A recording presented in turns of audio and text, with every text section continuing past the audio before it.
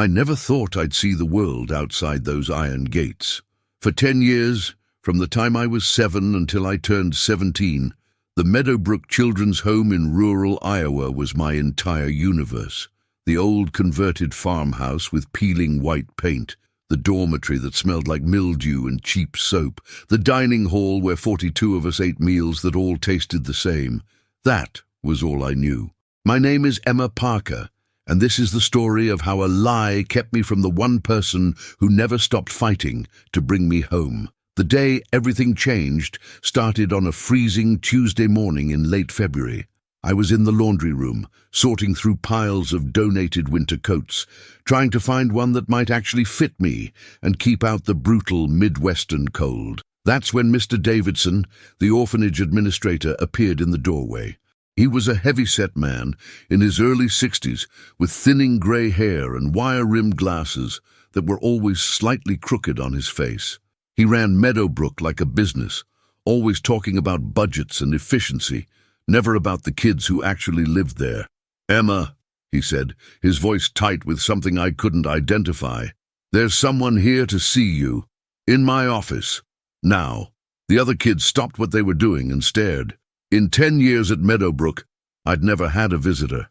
Not once. My stomach twisted with anxiety as I followed Mr. Davidson through the narrow hallways, past the bulletin board covered in faded achievement certificates from the 1980s, past the small library that only had books so old and damaged that even donation centers wouldn't take them. His office was cluttered with filing cabinets and stacks of paperwork that seemed to breed overnight. But sitting in one of the 2 metal folding chairs was a woman I'd never seen before. She looked to be in her late 40s, dressed in clean jeans and a burgundy sweater, with kind eyes that were red-rimmed, like she'd been crying. Standing beside her was a man in a dark suit carrying a leather briefcase, clearly a lawyer from the city. "Emma," the woman said, standing up quickly, her voice cracking with emotion, "my name is Catherine Walsh. I'm your grandmother's neighbor, and this is Mr. James Cooper, an attorney from Des Moines." I stood frozen in the doorway, confused and terrified. My grandmother? I didn't have a grandmother. I didn't have anyone. That's what I'd been told since the day I arrived here at 7 years old, scared and alone after my mother died in a house fire.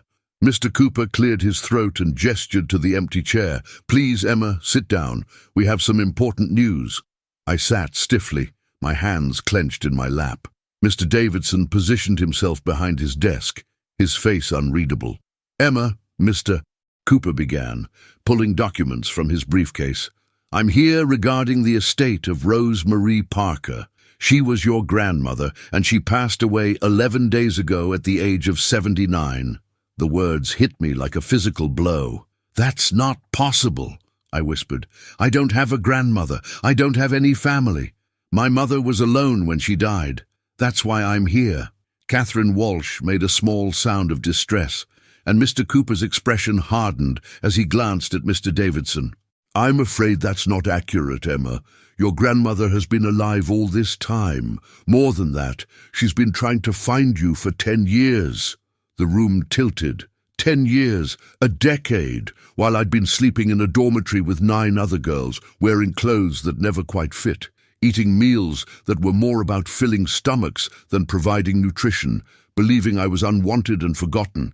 I'd had a grandmother who was searching for me." "I don't understand," I said, my voice shaking. "If she was looking for me, how could she not find me? I've been right here." Mr. Cooper's jaw tightened, and he looked directly at Mr. Davidson.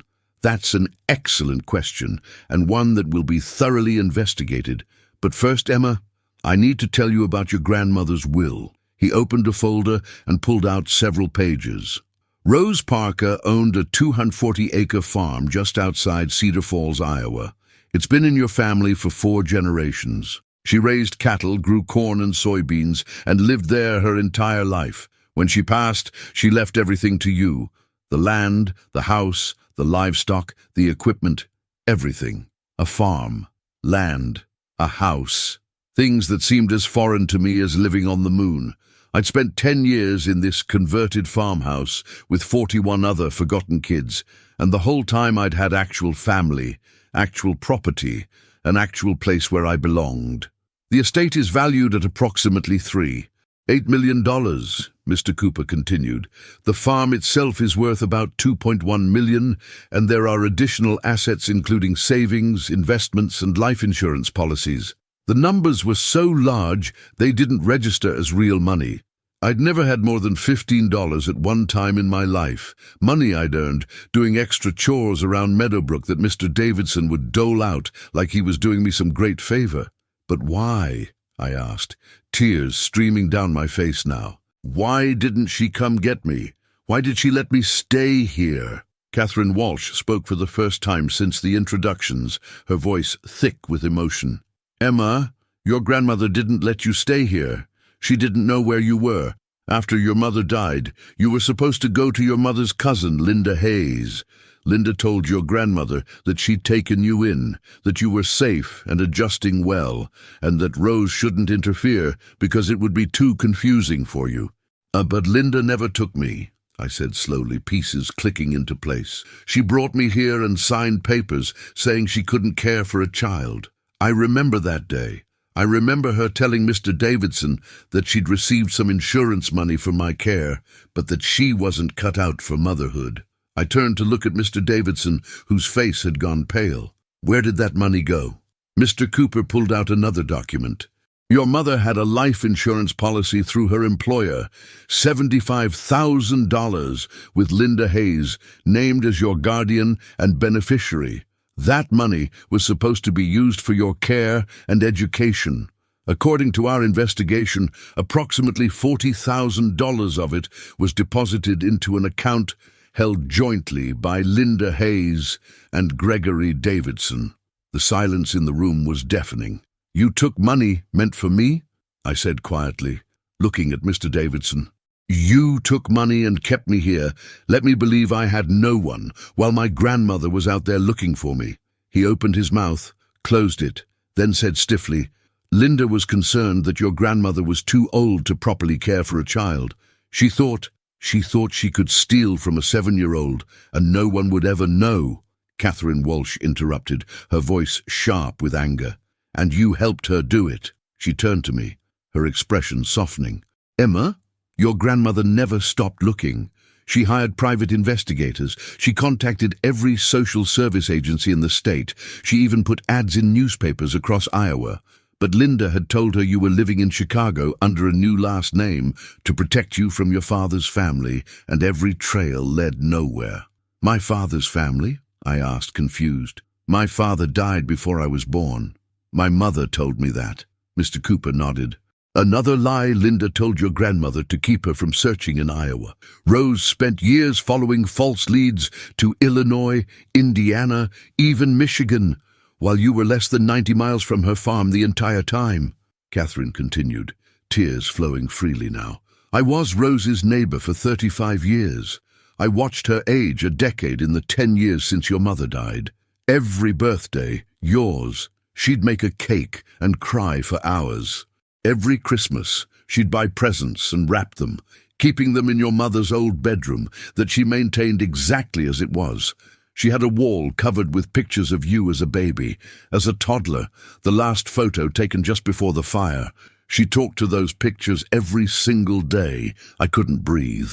Somewhere there was a house with my pictures on the wall, with presents waiting for me, with a woman who'd loved me desperately while I'd been here, believing I was completely alone in the world. Why didn't anyone tell her the truth? I asked. 10 years is a long time. Someone must have known where I was.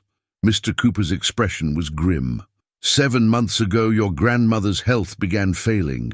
She was diagnosed with congestive heart failure, and her doctor told her she had perhaps a year to live. That's when she hired a new investigator, a young woman named Sarah Chen, who specialized in finding missing children. Sarah didn't trust official records. She started interviewing people who'd known your mother. Within 6 weeks, she tracked down a former co-worker who remembered Linda bringing you to Meadowbrook. He paused, his voice heavy. When Sarah told your grandmother the truth, that you'd been in an orphanage 90 miles away for a decade, Rose had a massive heart attack. She survived it barely, but her health deteriorated rapidly after that. She spent her final weeks working with me to structure her will, to ensure you'd get everything, that the truth would come out, and that everyone responsible would face consequences. Did she... I couldn't finish the question, but Catherine understood. She wanted desperately to come get you herself, she said gently, but by the time we found you, she was too weak to travel. She made me promise that the moment she passed, I'd come here with Mr. Cooper and bring you home. She wanted you to see the farm, to understand where you come from, to know that you were loved every single day of your life. Mr. Cooper pulled out a cream-colored envelope, my name written on it in shaky handwriting. She wrote you a letter. She made me promise you'd receive this the moment we found you. I took it with trembling hands, barely able to see through my tears. I looked at Mr. Davidson, who was sitting very still, his face ashen. "Did you know?" I asked coldly. "Did you know my grandmother was looking for me?" His silence was answer enough. The letter trembled in my hands as I carefully opened the envelope. Inside was paper that felt thick and expensive, covered in handwriting that shook and wavered, but was still legible. I took a deep breath and began to read. "My dearest Emma," it started, and I had to pause because the tears were already blurring my vision. "If you're reading this, then I've gone to be with your mother, and my heart breaks, knowing I never got to hold you again, never got to tell you face to face how much you mean to me. But I need you to know some things, sweet girl, things that no one can ever take away from you." I wiped my eyes and continued. "You were born on this farm, Emma. Right upstairs in the bedroom, that was your mother's, because you decided to arrive 3 weeks early during a snowstorm that closed all the roads to the hospital. Your mother was so scared, but I told her that Parker women are strong, that we've been delivering babies on this land since 1891, and that you were going to be just fine. And you were, 7 pounds, 2 ounces of pure perfection, with your mother's green eyes and your grandfather's stubborn chin." My hand went to my chin unconsciously. I'd always wondered where my features came from, who I looked like. "For 7 years, you were the light of my life. Your mother brought you to the farm every weekend, and you'd run through the fields chasing butterflies, help me collect eggs from the hen house, ride on the tractor with me during harvest. You loved the animals, especially an old border collie named Scout who followed you everywhere. You'd tell everyone you met that you were going to be a farmer, just like Grandma Rose when you grew up. I had no memory of any of this.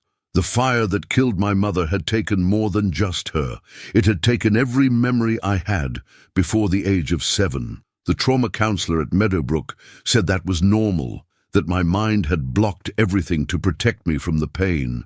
But now I wondered how much I'd lost, how many precious memories had been stolen along with my family. When your mother died, I was at a farming conference in Omaha. I got the call and drove through the night, but by the time I got to the hospital you were already gone. They told me Linda had taken you, that it was all arranged. I was devastated, but Linda called me and said you needed time to adjust, that seeing me would remind you too much of your mother. She said she'd bring you to visit once you were settled. I trusted her, Emma. God forgive me. I trusted her." The letter continued, detailing the years of searching, the false leads, the crushing disappointment each time a trail went cold. "I never gave up," my grandmother wrote. "Even when people told me to accept that you'd been adopted and moved on, even when the investigators said there were no more leads to follow, I kept looking. Because a grandmother's love doesn't just disappear. It doesn't matter how much time passes or how many miles separate you. You were mine, and I was going to find you. The farm is yours now, Emma. 240 acres of the richest soil in Iowa, fields that have fed families for over a century, a house that sheltered 4 generations of Parker women. Your great-great-grandmother Clara bought this land in 1891 with money she'd saved working as a seamstress. Her husband thought she was crazy, a woman buying land on her own, but she proved everyone wrong. She built a life here, raised 6 children, survived droughts and depressions and 2 world wars. I could picture it now, generations of strong women working this land, building something that lasted, and I was supposed to be part of that legacy. Your great-grandmother Helen expanded the farm during the 1950s, buying up neighboring properties when their owners retired. Your grandmother Dorothy, my mother, was the first woman in the county to own and operate a combine harvester. She'd drive it in the 4th of July parade every year just to make a point. And your mother, my beautiful Catherine, loved this farm more than anything. She used to say the land had magic in it, that you could feel the history in every handful of soil. The letter went on to describe the specifics of the farm. The main house built in 1923, the renovated barn that now housed modern equipment, the livestock that included 30 head of cattle, the tenant farmer who'd been working the fields and who'd stay on if I wanted. "I've set everything up so you'll be taken care of," my grandmother wrote. "There's a trust fund that will cover all your expenses until you turn 21. The farm generates income from crop sales and beef cattle, and I've arranged for Tom Henderson, the tenant farmer, to manage everything until you're ready to take over if that's what you want. But Emma, I need you to understand something important. The farm isn't just land and buildings and livestock. It's a legacy. It's proof that women can build empires with their own hands, that we don't need anyone's permission to be powerful. Your great-great-grandmother was told women couldn't own property. She bought 160 acres anyway. Your great-grandmother was told women couldn't operate heavy machinery. She learned to fix tractors and combines and became the best farmer in the county. Your mother was told a single mother couldn't make it on her own. She started a successful organic vegetable business that supplied restaurants in 3 counties. I'd never known any of this. I'd never known I came from a line of fighters, of women who refused to accept limitations. And now, it's your turn, Emma. You get to decide what comes next. Maybe you'll love farming the way we did. Maybe you'll find your own path. But whatever you choose, know that you come from strength. You come from women who survived everything life threw at them and built something beautiful anyway. The letter ended with, "I'm so sorry I couldn't protect you the way I wanted to. I'm so sorry I couldn't find you in time, but I never stopped loving you, not for a single moment. The farm is waiting for you, Emma. Your home is waiting for you. Come back to where you belong. With all my love forever and always, Grandma Rose." I folded the letter carefully, my hands steadier now, fueled by something stronger than grief. I looked at Catherine Walsh. "When can I see it?" "The farm." She smiled through her tears. "Right now, if you'd like. I drove here from Cedar Falls this morning. We can have you home by lunchtime." Home. The word felt strange and wonderful and terrifying all at once. I turned to Mr. Davidson, who was pretending to review papers on his desk, refusing to meet my eyes. "I'll be back for my things," I said coldly, "and Mr. Cooper will be in touch about the money you stole." Mr. Cooper stood, closing his briefcase with a decisive snap. "Mr. Davidson, I'll be filing a formal complaint with the State Licensing Board this afternoon. I'm also recommending a full audit of Meadowbrook's finances and a review of every child placement over the past 10 years. If there are other children whose family connections were deliberately obscured, we'll find them." Mr. Davidson finally looked up, his face a mixture of fear and defiance. Linda Hayes thought she was doing what was best for the child. Rose Parker was 70 years old, living alone on a farm.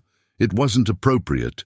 What wasn't appropriate, Catherine Walsh interrupted sharply, was stealing from a child and lying to a grieving grandmother. What wasn't appropriate was keeping a little girl in an institution when she had family desperate to love her. Don't you dare try to justify what you did. I stood up, and for the first time in 10 years, I felt powerful instead of powerless. You took money to keep me away from my family. You let me believe I was unwanted, while my grandmother was spending everything she had trying to find me. I hope you lose everything, Mr. Davidson. I hope they shut this place down and you never work with children again. And I hope every single night, for the rest of your life, you remember the look on my face right now and know that you did this." Without waiting for a response, I walked out of his office. Catherine and Mr. Cooper followed me to the dormitory, where I quickly packed my few belongings, 4 changes of clothes, a worn stuffed rabbit I'd had since before the fire, a journal I'd been keeping, and a small box containing the only 2 photographs I had of my mother. Everything I owned fit into a single backpack. The other girls watched silently as I left, their faces showing the same hopeless resignation I'd felt for 10 years, the certainty that no one was coming for them, that they'd age out of the system at 18, with nothing and no one. I paused at the door and looked back at them. "It gets better," I said, even though I didn't know if that was true for them. "Don't give up." And then I walked out of Meadowbrook Children's Home for the last time, following Catherine Walsh to a pickup truck parked in the gravel lot. The truck was old but well-maintained, with mud on the wheel wells and a faint smell of hay and soil. As we pulled out onto the highway, I looked back once at the converted farmhouse that had been my prison for a decade. I wouldn't miss it, not for a single second. The drive to Cedar Falls took just over an hour, through flat farmland still brown from winter, past small towns with grain silos and water towers, through a landscape that should have felt familiar but seemed completely foreign. Catherine filled the silence with stories about my grandmother, how she'd won the county fair's best apple pie competition 14 years running, how she'd organized a protest when the local school board tried to cut the agriculture program, how she'd helped 3 neighboring families avoid foreclosure during the farm crisis of the 1980s. "Rose was the backbone of this community," Catherine said as we turned onto a county road. "When someone needed help, they called Rose. When there was a problem, Rose fixed it. She was tough as nails, but had the biggest heart of anyone I've ever known." She glanced at me with a gentle smile. "You look just like her, you know. Same stubborn chin, same green eyes that see right through nonsense." We turned onto a gravel driveway marked by a weathered wooden sign that read, "Parker Farm, Esther 1891. My heart started pounding as we drove up a lane lined with bare oak trees. And then I saw it. A 2-story white farmhouse with a wraparound porch, black shutters, and a red metal roof. Behind it stood a massive red barn, several outbuildings, and fields that stretched to the horizon. It looked like something from a painting, like something that couldn't possibly be real or mine. Catherine parked the truck and turned to me. "Welcome home, Emma. Before we continue to see what Emma discovers inside that farmhouse, I need you to do something for me. If this story is hitting you right in the heart, if you're feeling Emma's pain and her hope, then smash that subscribe button right now, because what happens next will absolutely blow your mind. And here's what I want to know. Have you ever lost something precious and found it again years later? Have you discovered a truth about your family that changed everything? Drop your stories in the comments below. This community thrives on sharing our experiences, and your story might be exactly what someone else needs to hear today. Now, let's walk through that farmhouse door with Emma and see what her grandmother left waiting for her. The front porch creaked under my feet as Catherine unlocked the door with a key she pulled from her coat pocket. "I've been maintaining the house since Rose passed," she explained, "making sure the heat stays on, collecting the mail, feeding the barn cats. Tom Henderson has been handling the livestock and field work. He and his wife live in the cottage on the south end of the property." She pushed the door open, and I stepped into a world that smelled like cinnamon and old wood, and something I couldn't quite identify, something that felt like safety. The entryway opened into a large living room with hardwood floors worn smooth by generations of feet, a stone fireplace that dominated one wall, and furniture that looked comfortable rather than fancy. But what caught my attention immediately were the photographs. They covered every available surface and most of the wall space.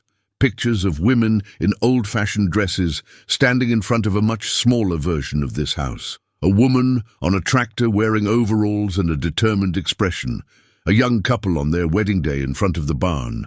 And everywhere, absolutely everywhere, pictures of a little girl with wild blonde curls and green eyes. Me.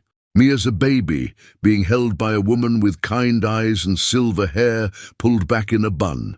Me as a toddler, sitting on a tractor, wearing tiny overalls and grinning at the camera. Me at maybe 5 years old, covered in mud, holding a basket of eggs and laughing. Me at 6, asleep in a porch swing with a border collie curled up beside me. "That's Scout," Catherine said softly, pointing to the dog. "He died about 5 years ago, but Rose said he never stopped waiting for you. He'd sit by the door every evening, watching the driveway like he knew you'd come back someday." I couldn't speak. I was staring at evidence of a life I couldn't remember, a childhood that had been stolen from me twice, once by the fire that took my mother, and again by the lies that kept me from my grandmother. Catherine led me through the house, pointing out rooms and sharing memories. The kitchen had butcher block countertops worn smooth from decades of use, open shelving displaying mismatched dishes collected over generations, and a large farmhouse table that could seat 12 people. "Your grandmother hosted Thanksgiving dinner here every year," Catherine said. "The whole community would come, sometimes 30 or 40 people, all squeezed in here, eating and laughing and being family." And down off the kitchen was a mudroom with hooks for coats and a bench for removing boots. And beyond that, a small office filled with filing cabinets and agricultural magazines, and a desk covered in paperwork. "Rose ran the farm business from here," Catherine explained. "All the records are organized. She was meticulous about keeping everything documented. Mr. Cooper has copies of everything for the estate, but the originals are all here." Upstairs, there were 4 bedrooms. Catherine showed me the master bedroom first, a simple space with a wedding ring quilt on the bed, a dresser topped with more photographs, and windows overlooking the fields. "Rose slept here for 53 years, Catherine said. "She and your grandfather bought this farm together in 1972, just after they got married. He died in 1998, heart attack while he was out checking the cattle. Rose found him and drove the tractor back to call for help, but it was too late." The next room was clearly a guest room, neat and impersonal, with a double bed and empty dresser. But the third room made me stop in the doorway, unable to breathe. It was frozen in time, a teenage girl's room from the 1990s, with boy band posters on the walls, a desk covered in old school papers and photographs, a bookshelf stuffed with paperbacks and yearbooks. My mother's room, exactly as she'd left it. "Rose couldn't bear to change anything," Catherine said quietly. "After Catherine died, she'd come in here and sit on the bed, talking to her like she was still alive. It gave her comfort, I think, to keep this piece of her daughter alive." I walked slowly into the room, touching the books, the papers, the little trinkets on the dresser. A dried corsage from what must have been prom, a collection of smooth river stones, a music box shaped like a horse. On the desk was a framed photograph of my mother, maybe 16 years old, laughing at the camera, with her blonde hair blowing in the wind and her green eyes, my eyes, sparkling with life. "You look exactly like her," Catherine said. "Same hair, same eyes, same smile. Rose used to say it was like having Catherine back every time she looked at you." I picked up the photograph carefully, tracing my mother's face with one finger. I had so few memories of her, just fragments. Her singing in the car, the way she smelled like vanilla, how she'd braid my hair before bed. But here was evidence of who she'd been before she was my mother, when she was just a girl growing up on this farm with dreams and hopes and a whole life ahead of her. The 4th bedroom was mine. Catherine opened the door, and I stepped into a room that had been waiting for me for 10 years. The walls were painted soft yellow, with white curtains, and a handmade quilt on the bed, featuring a pattern of sunflowers. There was a desk with a lamp and empty notebooks, a bookshelf waiting to be filled, and a dresser with its drawers slightly open. I walked over and looked inside. They were full of clothes, new clothes with tags still attached, in sizes ranging from what would have fit me at 7 to what would fit me now at 17. "Rose bought you clothes every year on your birthday," Catherine explained, her voice breaking. "She'd go to the store and guess what size you'd be, what you might like. She'd wash everything and put it away, hoping that this would be the year you'd come home." I pulled out a sweater from the top drawer, soft blue cotton, size medium, with a tag that said it had been purchased 14 months ago. My grandmother had bought this less than a year before she died, still hoping, still believing I'd return. On the nightstand was a small jewelry box. I opened it and found a delicate gold locket. Inside were two tiny photographs, one of my mother as a young woman, one of me as a toddler. There was a note tucked beneath it in my grandmother's shaky handwriting. "This was your great-grandmother Helen's. She wore it every day of her life. Your mother wore it. Now it's yours. May it remind you always that you come from strong women who loved fiercely and never gave up." I fastened the locket around my neck, feeling the weight of 4 generations of Parker women settling against my heart. Catherine cleared her throat. "There's something else Rose wanted you to see. Come with me." She led me back downstairs to a door I hadn't noticed before, tucked under the staircase. It opened onto steep wooden steps, leading down to a basement. But this wasn't a typical basement. It had been finished with drywall and carpet, and as we descended, I saw it had been converted into something like a museum. The walls were covered with family photographs, documents in frames, and artifacts that told the story of the Parker family.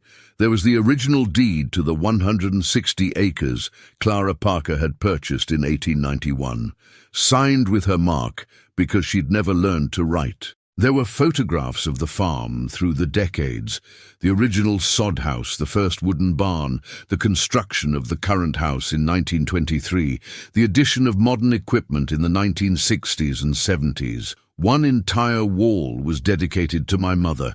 Her baby pictures, school photos, newspaper clippings about her organic vegetable business, awards she'd won at the county fair, and dozens of candid shots of her working on the farm, laughing with friends, holding me as a newborn. At the center was a large portrait, my mother at maybe 25, standing in a field of sunflowers at sunset, her hair glowing golden, her smile radiant and full of life. And then I saw the other wall, the wall dedicated to me. It started with hospital pictures from the day I was born, then progressed through 7 years of childhood, birthdays, holidays, random moments of play and discovery.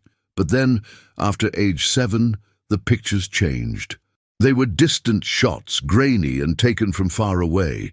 Me walking to school, me playing in the orphanage yard, me sitting alone on a bench reading a book, me at 12, at 14, at 16, growing up through a camera lens because that was all my grandmother could have. Beneath the photographs were newspaper clippings, stories about missing children, articles about foster care reform, opinion pieces about the importance of family connections. My grandmother had been following every story, every development, searching for anything that might help her find me. And at the very bottom, in a frame by itself, was a hand-drawn map of Iowa, with X's marked all over it. Every place the investigators had searched, every false lead followed, every dead end encountered over 10 years. "She spent every penny she could spare," Catherine said quietly.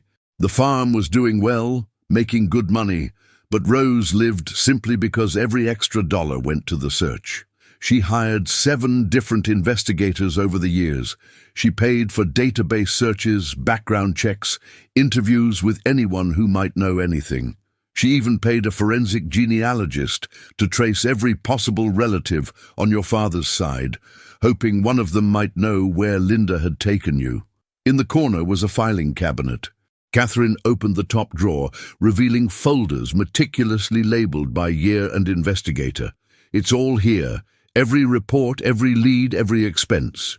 Mr. Cooper has copies for the legal case against Linda and Mr. Davidson, but Rose wanted you to have the originals. She wanted you to see how hard she fought, how much you mattered to her." I pulled out a folder at random, dated from 6 years ago. Inside were surveillance photos of Meadowbrook Children's Home, notes about the facility's operations, and a heartbreaking summary. "Subject observed participating in group activities but appears withdrawn. Clothing adequate but worn. Physical health seems acceptable. No signs of abuse or neglect, but also no signs of the loving adoptive family we were told about. Recommend continued monitoring and further investigation into the legitimacy of the adoption claim."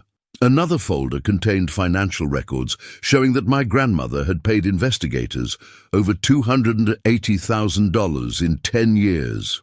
She'd mortgaged the farm twice to fund the search, only paying it off when crop yields were particularly good. She'd sacrificed vacations, major repairs to the house, a new truck she desperately needed.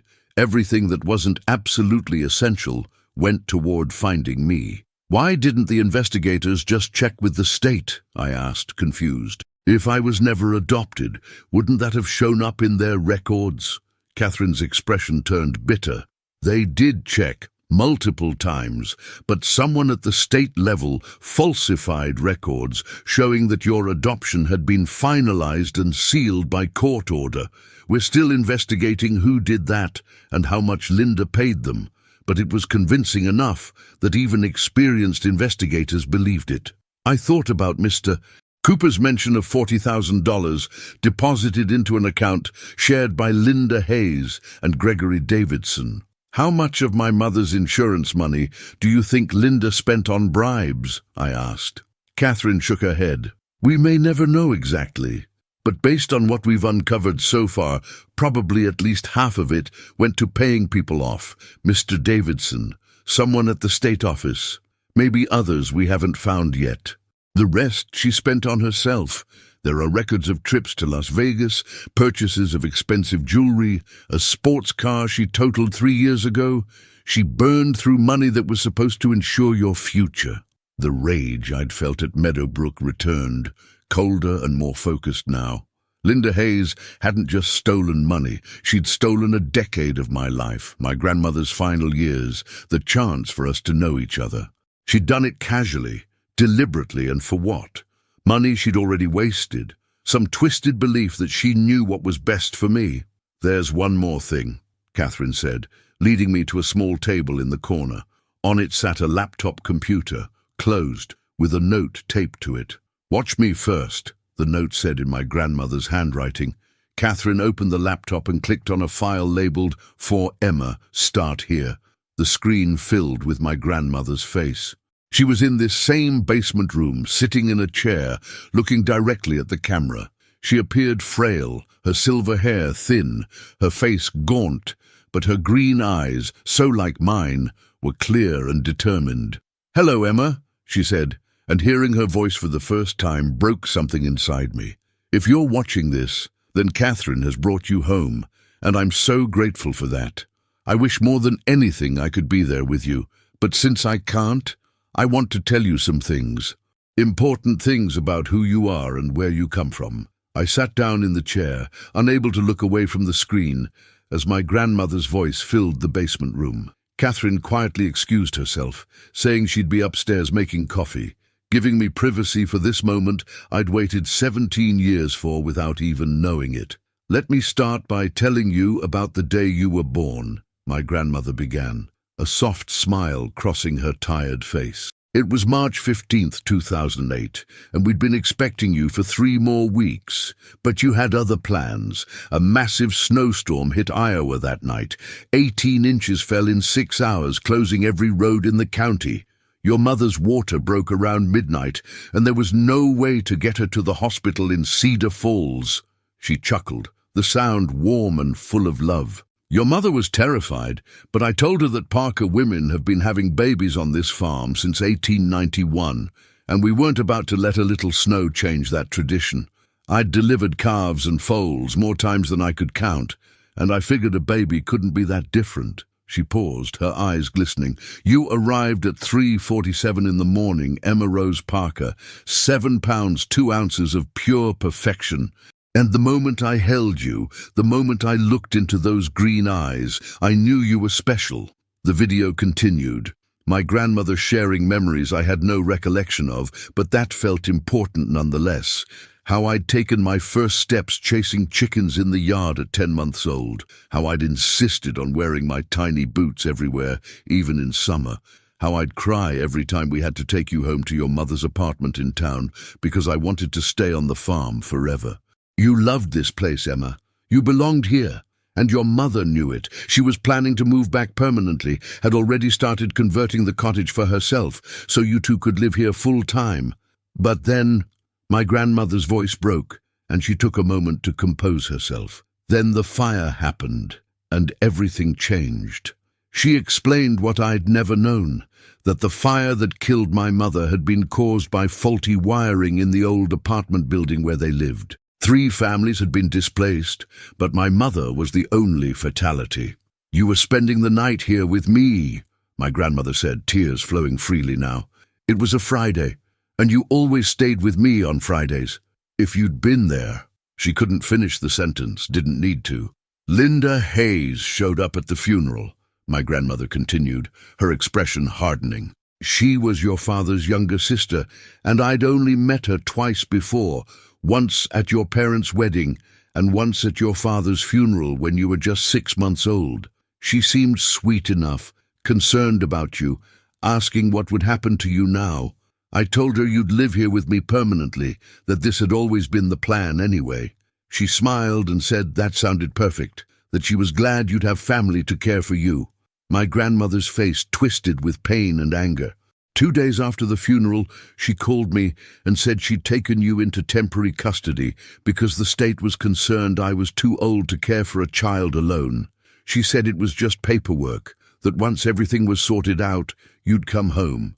She said you were confused and grieving, and that seeing me would make it worse because I reminded you too much of your mother. Like a fool, I believed her. The video showed my grandmother's hands clenching in her lap.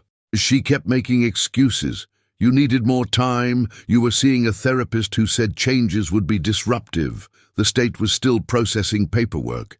Then she stopped returning my calls. When I finally hired someone to track her down 3 months later, she'd moved to Chicago, or so she said. She sent me pictures of you, or at least pictures she claimed were you, showing a blonde girl in winter clothes playing in snow, always far away, or with her face partially hidden. I wanted to believe it was you, wanted to believe you were safe. My grandmother wiped her eyes with a tissue. It wasn't until year 5 of searching that an investigator became suspicious of those photos. He had them analyzed by a forensic specialist who determined they weren't you at all. Just stock photos Linda had found online of girls who looked vaguely similar. By then, the trail had gone completely cold. Linda had disappeared, stopped cashing checks from your mother's insurance policy, vanished entirely. We thought maybe something had happened to her, that you might be in the foster system under a different name.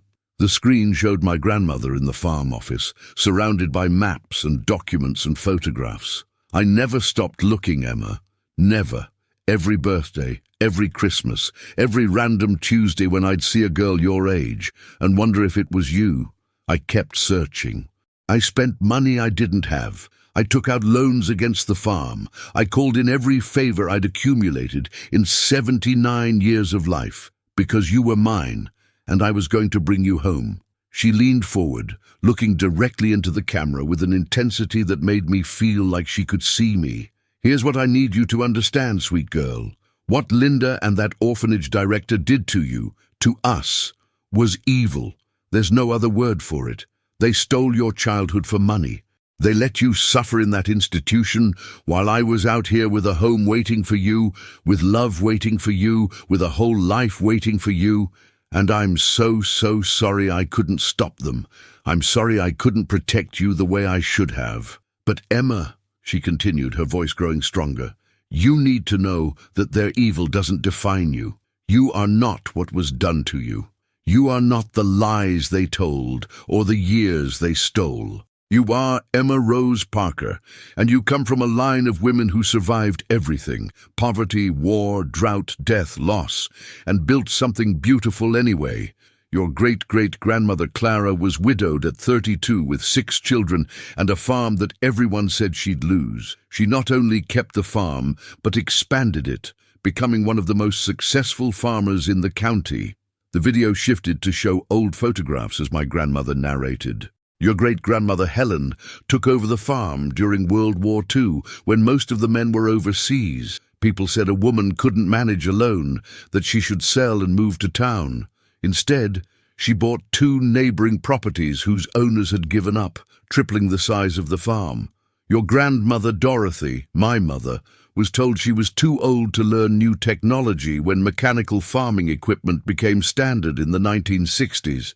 She not only learned, but became certified to repair tractors and combines, teaching classes to other farmers. And your mother, my Catherine, my grandmother said, her voice thick with emotion, was told that a single mother couldn't make it, that she should give you up for adoption or marry someone quickly just for security. Instead, she built a successful business, selling organic vegetables, became financially independent, and was planning to expand when she paused, collecting herself. When her life was cut short, but even in 7 years, she showed you what it means to be strong, to be independent, to fight for what you want. My grandmother looked directly at the camera again. Now it's your turn, Emma. You've survived 10 years in a place that tried to break you, tried to convince you that you were alone and unwanted, but you're not broken, and you were never unwanted. You were loved every single day of your life by someone who never stopped fighting for you. And now you have choices. She held up her fingers, counting them off. You can keep this farm and learn to run it. Tom Henderson is an excellent farmer who can teach you everything you need to know. The land is profitable, the business is solid, and there's a legacy here worth preserving. Or you can sell the farm and use the money to build whatever life you want. Go to college, travel the world, start a business, anything. The land will always be valuable, and there are families who'd love to buy it and continue the farming tradition. Or, she continued, you can do what I hope you'll do. Take some time to figure out who you are and what you want. Live here for a while. Walk the fields. Talk to Tom and Catherine and the neighbors who knew your mother and me. Learn about where you come from. Then decide what comes next. There's no rush, Emma. The farm has waited 134 years. It can wait a little longer while you find yourself. My grandmother's expression softened into something tender and sad. I've left you more than just property, sweet girl. In the office upstairs, there's a filing cabinet marked Emma's Inheritance. Inside, you'll find letters I wrote to you every year on your birthday. You'll find your mother's journals from her teenage years through the week before she died. You'll find photo albums documenting 4 generations of Parker women. You'll find the family recipes that Clara brought from Germany in 1889. You'll find everything I could gather to help you understand who you are. She paused, taking a shaky breath. I've also left instructions with Mr. Cooper regarding Linda Hayes and Gregory Davidson. They will face legal consequences for what they did. The money they stole will be recovered and returned to you with interest. And there will be a full investigation into how this happened, how a child could disappear into the system while families searched desperately. I've funded that investigation in my will because no other child should suffer what you suffered. My grandmother leaned back in her chair, suddenly looking exhausted. I'm tired, Emma, so tired. The doctor says my heart is giving out, that I have weeks left, maybe a month. And the hardest part isn't dying. It's dying without having held you one more time, without having told you face to face how much you mean to me. But Catherine will bring you home. She promised me. And when she does, you'll walk into a house that's been waiting for you, maintained and loved and ready for you to make it yours again. She smiled through her tears. This farm is your birthright, Emma Rose Parker. Not because of money or property or inheritance laws, but because 4 generations of strong women poured their blood and sweat and tears into this soil. Because your great-great-grandmother chose this land when everyone said she couldn't. Because your great-grandmother fought to keep it when everyone said she'd fail. Because your grandmother worked it for 53 years through good times and bad. Because your mother planned to raise you here, to teach you that land and legacy matter. And now it's yours, all of it.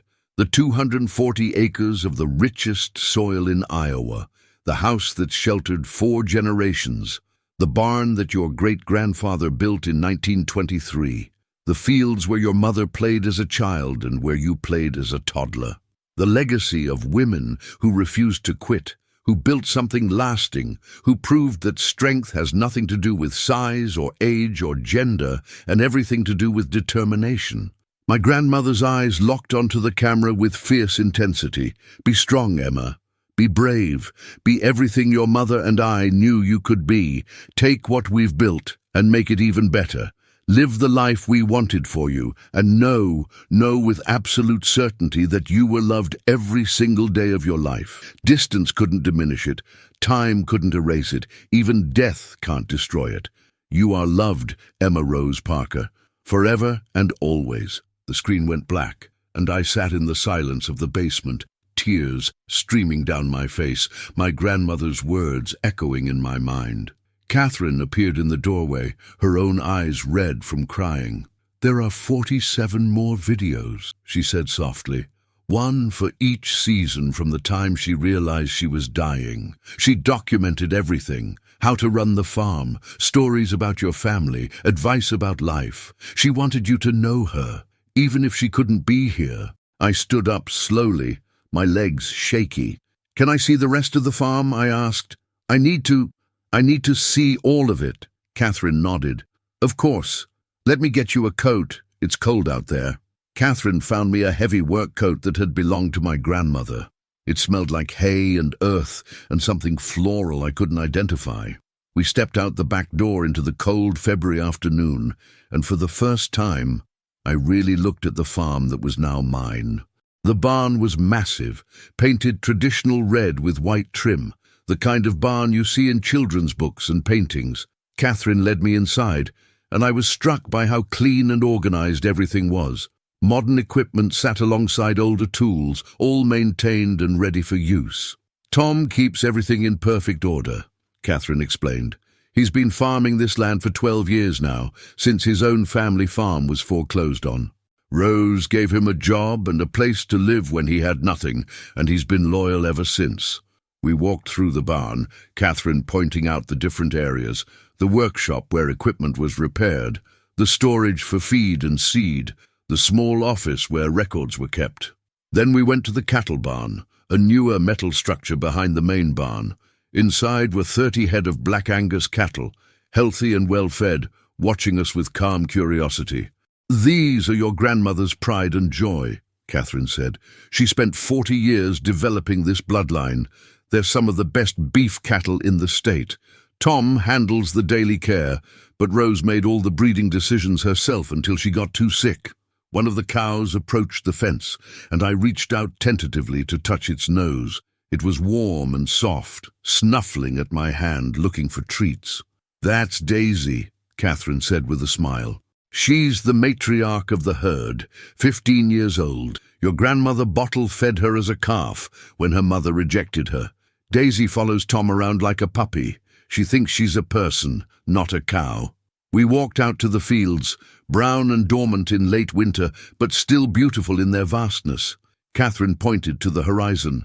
"Everything you can see in that direction belongs to you. 240 acres total. About 180 acres are tillable cropland, mostly corn and soybeans. The rest is pasture for the cattle, plus some wetlands down by the creek that your grandmother kept natural for wildlife habitat. I tried to comprehend owning this much land, being responsible for this much space. At Meadowbrook, I'd shared a dormitory room with 9 other girls, and we each had maybe 6 feet of personal space. Now I owned fields that stretched as far as I could see. "What do I do with it all?" I asked quietly. "I don't know anything about farming." Catherine put her arm around my shoulders. "You learn. Tom can teach you everything. He's a patient man with a gift for explaining things simply. Or you can hire a farm manager and let them handle operations while you figure out what you want. Or you can lease the land to another farmer and collect rent. You have options, Emma. That's what your grandmother wanted, for you to have choices she never had." We walked down a gravel path to a small cottage painted white with blue shutters. "This is where Tom and his wife Ellen live," Catherine said. "They knew we were bringing you home today. I called this morning. Tom's out checking fence lines, but Ellen's home if you want to meet her." Before I could answer, the door opened and a woman in her mid-40s stepped out, wiping her hands on an apron. She had warm brown eyes and a kind smile that reminded me of my grandmother from the videos. "You must be Emma," she said, coming down the steps. "Oh, honey, you look just like Rose and Catherine. It's like seeing ghosts, but in the best way." She pulled me into a hug that felt genuine and warm, not the awkward charity hugs I'd gotten from volunteers at Meadowbrook. "I'm Ellen Henderson. My Tom and I have been praying for this day for years. Rose talked about you constantly. You were her whole world. Ellen invited us in for coffee, and her cottage was cozy and lived in, filled with family photos and the smell of fresh bread. "I baked this morning," she said, setting a loaf on the table, still warm from the oven. "Rose taught me her grandmother's recipe. Clara brought it from Germany in 1889, and it's been made on this farm ever since. Now I'm teaching you." She cut thick slices and spread them with butter, and the taste was incredible, yeasty and rich, and somehow comforting in a way that transcended food. "Tom will be back soon," Ellen said, pouring coffee. "He's going to want to talk to you about spring planting. We've got about 6 weeks before we need to start preparing fields, and there are decisions to make about crop rotation and fertilizer programs." She must have seen the panic on my face, because she laughed gently. "Don't worry. Tom handles all that. He just needs your approval since you're the owner now. Rose trusted him completely, and you can too." We talked for over an hour, Ellen sharing stories about my grandmother and mother, painting pictures of life on the farm through the seasons. She told me about summer days when neighbors would gather for barn dances, about harvest celebrations, when the whole community helped bring in crops, about winter nights when my grandmother would host quilting circles and tell stories about Clara and Helen and Dorothy. "This farm has always been more than just land and livestock," Ellen said. "It's been the heart of this community." When the Johnsons lost their barn to a tornado in 2010, Rose organized the whole county to build them a new one. When the Petersons' son got cancer, Rose started a fundraiser that paid for his treatment. When the local school was going to cut the FFA program, Rose funded it herself for 3 years until the state budget improved. Your grandmother believed that land comes with responsibility, not just to care for the soil and the animals, but to care for the people too. A truck pulled up outside, and through the window I saw a tall, weathered man in his early 50s climb out. Tom Henderson had the kind of face that showed decades of outdoor work, tanned and lined, with kind eyes and capable hands. He came inside, stomped the mud off his boots, and stopped when he saw me. "Lord, have mercy," he said quietly. "Rose said you looked like Catherine, but I didn't realize how much. It's like stepping back in time 30 years. He shook my hand with a grip that was firm but gentle. "Miss Emma, I want you to know that everything I've done on this farm for the past 12 years has been to honor your grandmother's vision. She saved my life when I lost my family's farm, gave me work and a home when I had nothing. I'll do the same for you if you'll let me. This farm will run as smooth as I can make it, and I'll teach you everything you want to know about farming. Or if you decide to sell, I'll help with that too, whatever you need." His sincerity was overwhelming. I'd spent 10 years surrounded by people who did the minimum required, who saw me as a number on a roster or a mouth to feed. Now I was meeting people who seemed genuinely invested in my well-being, who wanted to help, not because they had to, but because they cared. "I don't know what I want yet," I admitted. "This is all so overwhelming. Yesterday I was folding donated clothes in an orphanage. Today I own 240 acres and 30 cows and a house full of family history." Tom nodded understanding. "Take your time. The farm's not going anywhere. Spring planting happens whether you're here or not. I'll handle it like I always have. You just focus on settling in, processing everything, figuring out who you are now that you're home." He pulled out a notebook from his coat pocket. "But when you're ready, I'd like to sit down and walk you through the whole operation." Rose kept meticulous records, and I've continued that. You'll know exactly where every penny comes from and where it goes. We talked about practical matters, the farm's income and expenses, the planting schedule, the cattle breeding program, equipment maintenance needs. Tom had a gift for explaining complex agricultural concepts in ways that made sense, and I found myself actually interested in crop rotation strategies and soil health management. Maybe it was genetic, this connection to the land. Maybe 4 generations of Parker women farming this soil had left something in my DNA that recognized home when I found it. As the afternoon wore into evening, Catherine said we should head back to the main house. "You've had an exhausting day," she said. "You need food and rest." Ellen packed up the remaining bread and added a casserole she'd made earlier. "This was Rose's favorite," she said. "Chicken and rice with vegetables from the garden. Simple but good. You heat it at 350 for 30 minutes. Back at the main house, Catherine showed me how to work the appliances and adjust the heat.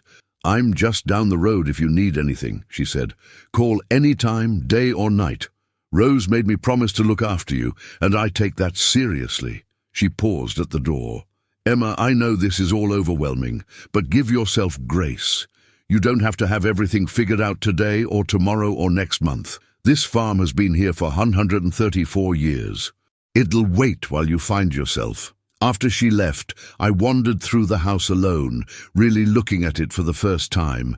Every room held evidence of love. Photographs lovingly framed, furniture carefully maintained, little touches that showed someone had cared deeply about this space. In the kitchen, I found a bulletin board covered with recipes in my grandmother's handwriting, notes about harvest yields, a child's drawing that must have been mine from before the fire. I went upstairs to my room, not a dormitory I shared with 9 others, but an actual room that was mine alone.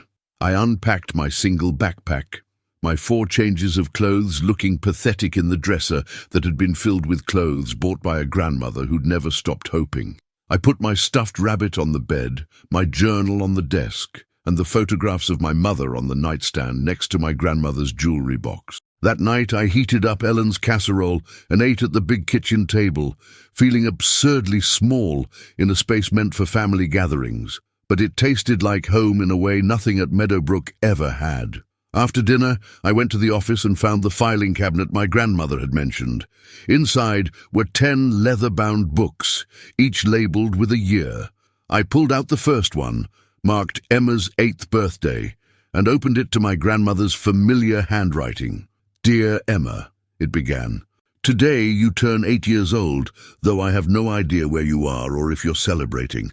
I made your favorite chocolate cake anyway, the recipe your great-great-grandmother Clara used to make, with the buttercream frosting your mother loved. I put 8 candles on it and made a wish that wherever you are, you're safe and happy and loved. I'm not giving up, sweet girl. I'm going to find you. I promise." And I read all 10 letters that night, one for each birthday I'd spent at Meadowbrook, believing no one cared. Each letter detailed what had happened on the farm that year, what my grandmother had tried in her search for me, and messages of love she'd hoped I'd someday receive. The final letter, written just weeks before she died, said simply, "Emma, if you're reading this, then I've left you before I could see you one last time. I'm so sorry, but know that my love for you didn't die with me. It's in this land, in this house, in every story and every photograph and every memory. You were wanted, Emma Rose Parker. You were loved beyond measure. Now go live the life we all dreamed you'd have." Over the next few months, I slowly settled into life on the farm. Tom taught me about farming with patient thoroughness, starting with simple concepts and gradually building to complex operations. I learned to drive the tractor, to check cattle for health problems, to read soil composition reports and weather patterns. I watched my grandmother's remaining videos, learning about her business philosophy, her family stories, her hopes for the future. I enrolled in online classes to finish my senior year of high school. I'd been on track to graduate from Meadowbrook's educational program, but the farm needed my attention more than a traditional classroom. I studied in the evenings at my great-great-grandmother's desk, surrounded by 4 generations of Parker women's wisdom. And slowly, painfully, I began to heal from 10 years of believing I was unwanted. The legal proceedings against Linda Hayes and Gregory Davidson moved forward. Linda was sentenced to 22 years in federal prison for fraud, embezzlement, and conspiracy. Mr. Davidson received 6 years and lost his license to work with children ever again. Meadowbrook Children's Home was shut down permanently after investigators found evidence of financial misconduct involving at least 7 other children whose families had been paying for their care. The remaining children were transferred to better facilities, and the state implemented new oversight procedures to prevent similar situations. I used some of my inheritance to establish the Parker Family Foundation, dedicated to reforming orphanage systems and helping children in institutional care connect with family members searching for them. We funded a database that cross-referenced missing children with people looking for relatives, implemented regular audits of children's homes, and provided legal assistance to families trying to navigate the foster care system. It gave purpose to my pain, turned my suffering into something that could help others. Now, 18 months later, I'm 19 years old and running Parker Farm alongside Tom. I've decided to keep the land, to continue the legacy my great-great-grandmother started in 1891. I've expanded the organic vegetable program my mother began, selling to restaurants and farmers markets across 3 counties. I've modernized some operations while maintaining the traditional values my grandmother held dear: fair treatment of the land, ethical livestock practices, community involvement. The farm is profitable and growing. Tom and Ellen have become like parents to me, filling some of the void left by my mother's death and my grandmother's absence. Catherine comes for dinner every Sunday, sharing stories about my grandmother and helping me understand the woman I never got to know in person but feel like I've known my whole life. I still sleep in the room my grandmother prepared for me, surrounded by clothes she bought hoping I'd come home. I wear the locket with pictures of my mother and myself as a toddler. I make Clara's German bread every week, following a recipe that's been passed down for 136 years. I walk the fields at sunset, feeling connected to 4 generations of women who worked this soil before me. Sometimes I drive past the property where Meadowbrook Children's Home used to be. It's been torn down now, replaced with affordable housing for families. I think about the girl I was, sleeping in that cold dormitory, believing she was alone. And I wish I could go back and tell her what I know now, that she was being searched for every single day, that love was fighting to reach her, that home was waiting. My grandmother left me more than property and money. She left me proof that I mattered, that I was worth fighting for, that my existence meant something to someone.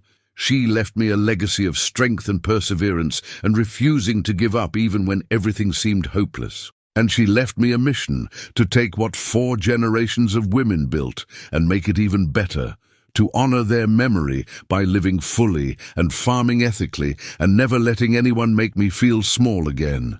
I am Emma Rose Parker, and I am the 5th generation of women to work this land.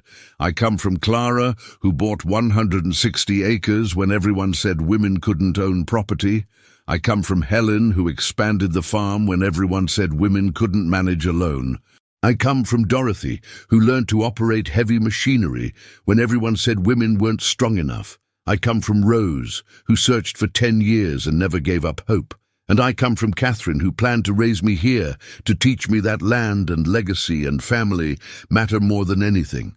After 10 years, confined to an orphanage by lies and greed, I claimed my grandmother's farm. And what awaited me wasn't just property or money or inheritance.